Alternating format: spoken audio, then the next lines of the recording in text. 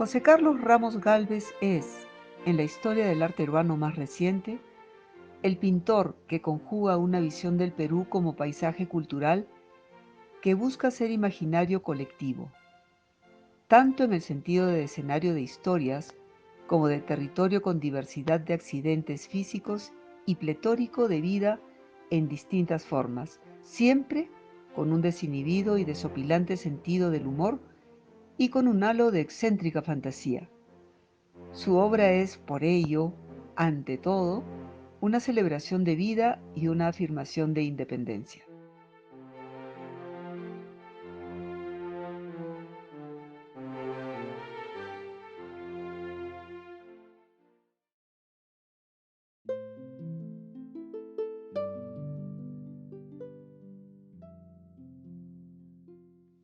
Ramos nació en Niscuchaca, Huancavelica, en 1948. Pero a los pocos meses de edad, sus padres se trasladaron a Lima, en donde asistiría al colegio y tendría su primer acercamiento al arte. Ingresó a la Escuela de Artes Plásticas de la Pontificia Universidad Católica, dirigida por el artista austriaco Adolfo Winternitz en 1964. Para entonces tenía ya evidentes conocimientos de dibujo y de pintura, pues muy temprano en su adolescencia se había dedicado a la copia de obras de grandes maestros como Rembrandt y había recibido orientación, mas no lecciones. Sus conocimientos deben haber generado una tensión inicial con Winternitz, quien, como director fundador de la escuela, buscaba formar a los alumnos desde cero, según un método moderno ideado por él enteramente.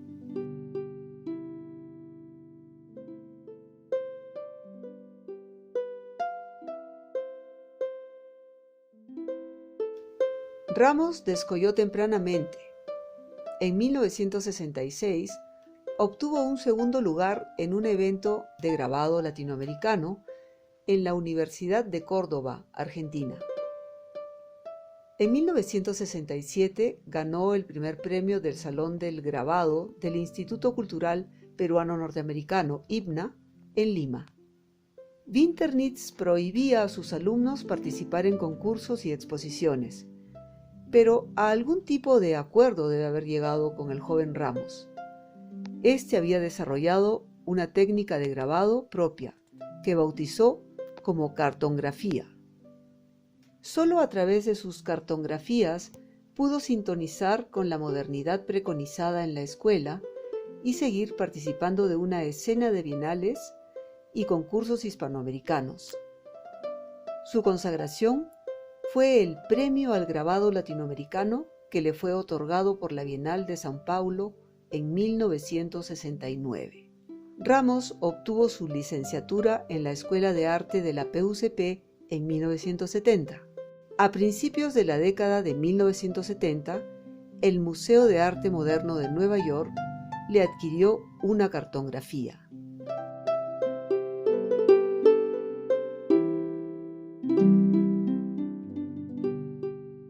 En 1970, luego de exponer en el Museo de Arte Moderno de Bogotá, Colombia, invitado por su directora Marta Traba, Ramos participó en la segunda Bienal de Coltejer, así llamada por la firma colombiana que la auspiciaba, en Medellín. Ganó el premio Colcultura al joven artista extranjero con una propuesta de arte desmaterializado, un perfil de montaña situado en contraposición al paisaje cordillerano. Este impulso vanguardista en Ramos tuvo un eco 10 años después, hacia 1980, con la serie de objetos endurecidos que desarrolló en Lima. Cada uno de ellos era de naturaleza perecible, en mayor o menor grado. Entre los endurecidos que aún se conservan está un saco de hombre.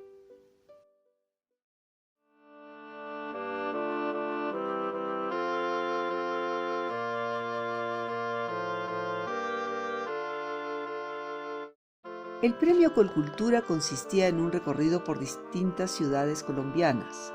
De eso, el joven artista decidió pasar una temporada en la isla de San Andrés, en una colonia de artistas generacionalmente identificados con el movimiento hippie.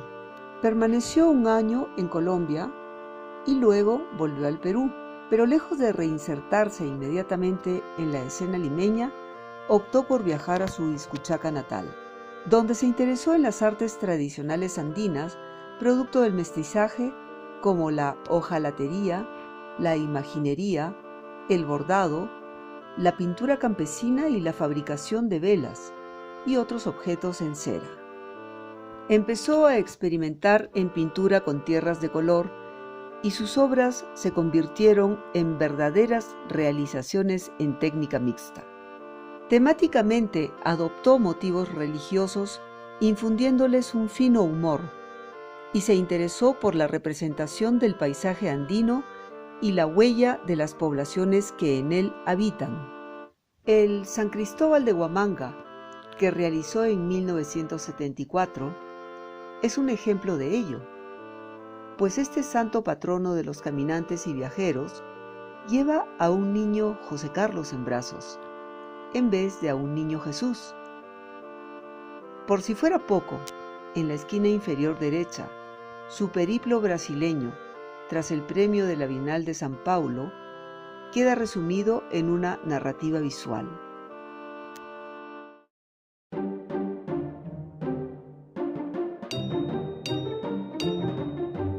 Víctor Raúl Haya de la Torre, fundador del APRA, Alianza Popular Revolucionaria Americana, fue un político peruano de importancia continental, a quien se le recuerda tanto por sus aciertos como por sus desaciertos. Fue un personaje falible en sus cálculos y su falibilidad le impide ser un héroe, por siempre arriba en la cresta de una ola que nunca revienta. Un mito. Habrá sido un héroe para sus seguidores y correligionarios, pero escapa a la fantasía ansiosa de la nación entera. Un partido político es una ruta estrecha. Pese a su antiimperialismo inicial y a la revolución de 1932 y a la legión de mártires apristas, la figura de Haya no es heroica, aunque sí posee gran trascendencia histórica, así como fue histórica también su actuación como presidente de la Asamblea Constituyente, el punto en el que alcanzó el más alto reconocimiento entre sus colegas en la política. El retrato es póstumo y claramente recuerda al último Haya. Encarna al político viejo tras la brega de toda una vida. José Carlos Ramos lo convirtió a su edad avanzada en un ícono y tal vez intentó erigirlo en héroe. Sin embargo, la ausencia de representaciones previas le juega en contra. El acartonamiento de la figura le resta credibilidad y deja como resultado un intento frustrado de canonización pictórica. El pintor hizo todo lo que pudo para convencernos de que es un gigante mitológico, pero la inspiración, por exceso de solemnidad tal vez, no insufla el lenguaje gestual del personaje representado. El señor Gregorio Ramos, padre del artista, era hombre de confianza de Víctor Raúl Haya de la Torre. En esta fotografía, que sirvió de fuente visual para el retrato, el padre aparece en el centro, al lado de Víctor Raúl. Para José Carlos Ramos, Haya se hallaba en una dimensión comparable a la de Bolívar, en un plano latinoamericano.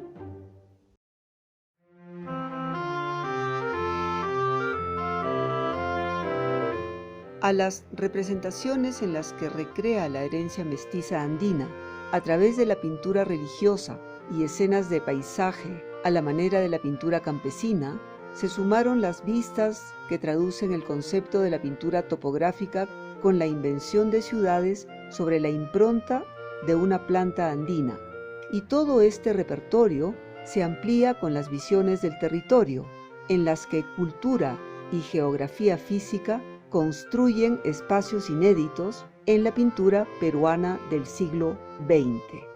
Este cuerpo de obras atestigua la existencia de una visión cultural sui generis del Perú tramada por Ramos. En 1979 empieza una serie de representaciones de ciudades. En la obra Lima, reorganiza imaginariamente a la Lima cuadrada. Sin embargo, los principales edificios, símbolos del poder, son perfectamente reconocibles. Pero en otros casos, entremezcla elementos reconocibles como el colonial puente de piedra blanca de Izcuchaca, su pueblo natal, con elementos de una arquitectura imaginaria a manera de crear una ciudad de aspecto familiar, pero totalmente inventada.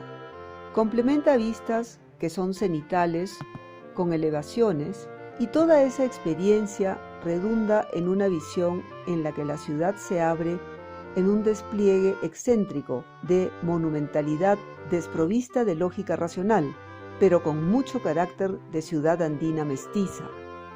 Por otro lado, plasma representaciones de espacios geográficos y de las vías de comunicación en una topografía observada desde las nubes o en un arco de visión que intercala elevación lateral con cenitalidad. Con ello logra un potente sentido de pertenencia a una grandeza que está sembrada de microscópicas anécdotas a modo de plasmar la grandiosidad del paisaje, sin recurrir al muy europeo valor estético de lo sublime.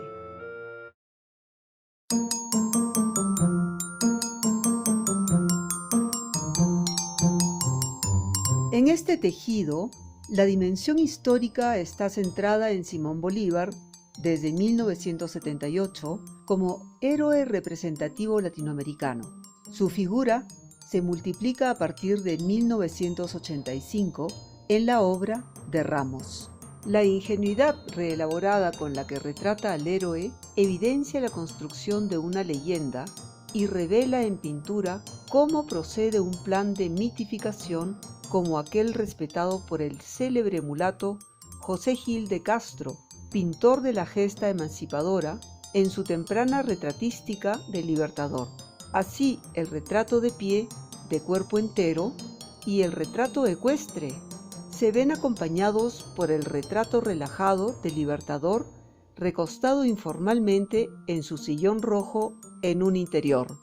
Ramos empuja al límite esta licencia para convertir al escritor Gabriel García Márquez en un nuevo y distinto héroe latinoamericano representativo, bajo guisa de Bolívar redivivo.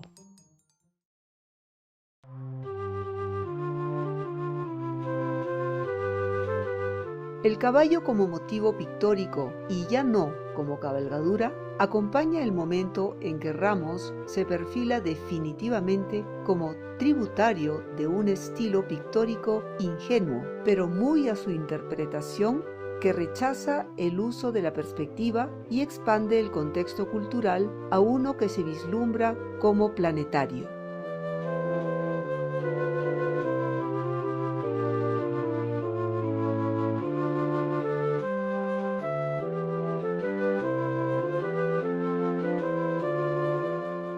Profundiza en la simbología del animal en distintas culturas: energía, libertad, nobleza y belleza.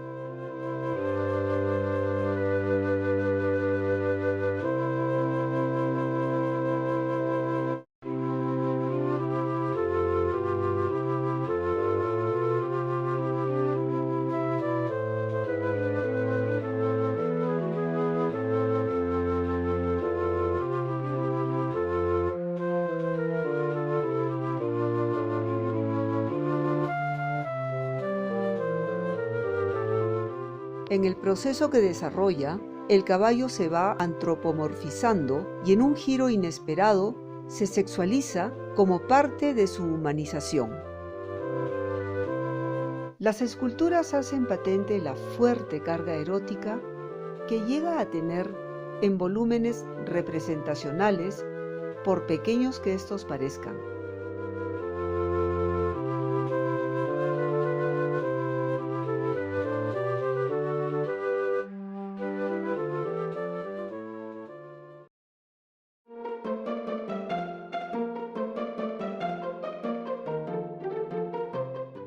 Como parte de la construcción de un imaginario peruano, el artista da particular importancia a las representaciones de la fauna y de la flora.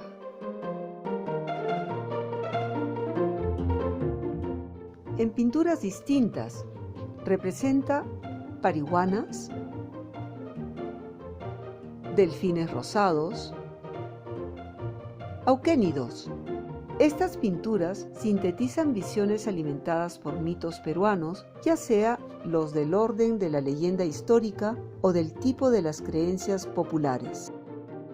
Hace del huevo frito un emblema personal, casi un ser con el que tomará el pulso de la eficacia de la representación de lo absolutamente inventado. Así, por ejemplo, las almejas que portan huevos fritos en su interior como si fuera el blando contenido vivo del molusco bivalvo. El florero con huevos fritos como flores inaugura una versión hilarante de flora urbana peruana.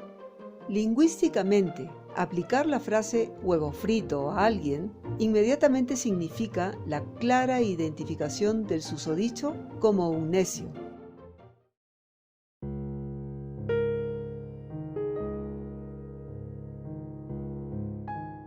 Los retratos de personajes imaginarios fueron para Ramos una forma de aproximarse a la fauna política peruana. Practica un amalgamamiento de facciones y rasgos distintivos de uno o más individuos, considerados con sesgo satírico. El resultado pasa de cómico a enigmático y también, en algunos casos, resulta siniestro.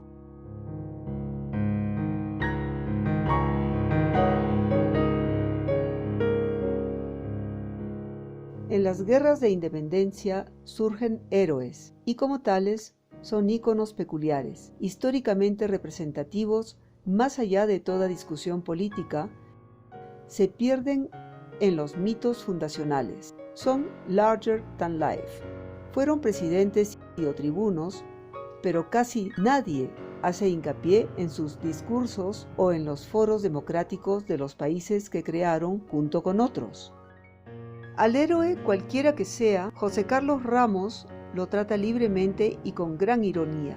Se toma muchas libertades porque el héroe ya lleva más de 100 años de existencia en un conjunto de representaciones visuales. En cierta medida, George Washington es, por un lado, el billete de $1, el de más baja denominación en Estados Unidos, y por otro, él y el país de la libertad y de las posibilidades infinitas son una y la misma cosa. Poco importa, precisamente, ya pertenece a la magnífica nebulosa de los mitos.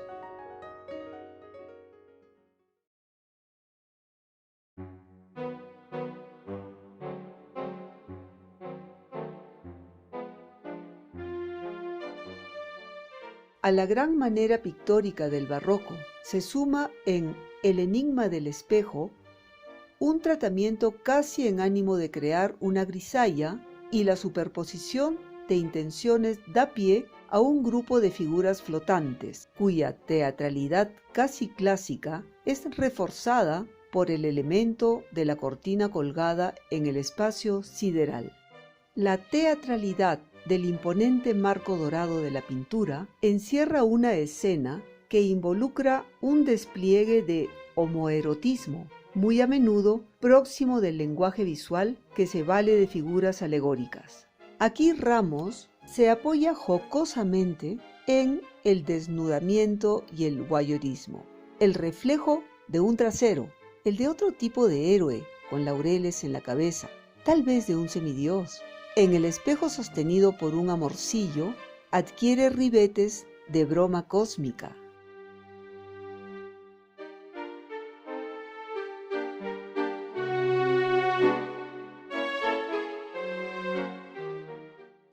El circo fue el tema de la última gran muestra de José Carlos Ramos en Lima, en 2010. En el Jorihuasi de la Universidad Ricardo Palma, desplegó un amplio ciclo de pinturas en las que plasmó un mundo particular, cargado de resonancias narrativas propias y de extractos oníricos pasados por el filtro de la caricatura o de la fábula sin moraleja. Bajo cielos de cosmogonías, uno puede sospechar que hay interpretaciones políticas subyacentes, ninguna de ellas literal en su alcance. El ridículo que caracteriza a ciertos personajes permite ver un nuevo ánimo del artista, quien decide excederse francamente si de representar a un esperpento humano se trata.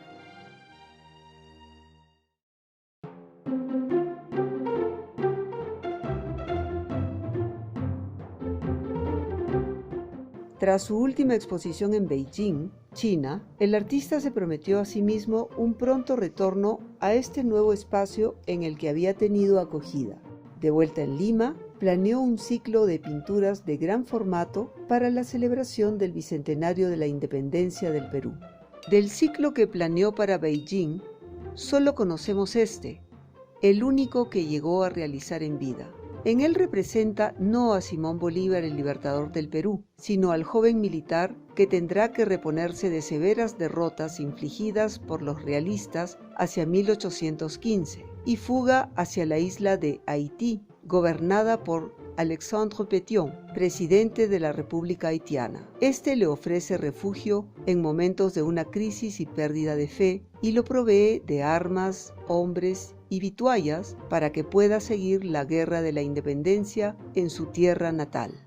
En el cuadro, basado en eventos nunca tocados en la escuela peruana, Pétion sostiene visiblemente a Bolívar, mientras Alexander von Humboldt juega con un aro sentado sobre un elefante blanco que camina sobre una alfombra de hojas de coca y parece observar todo con un ojo europeo sagaz e interesado.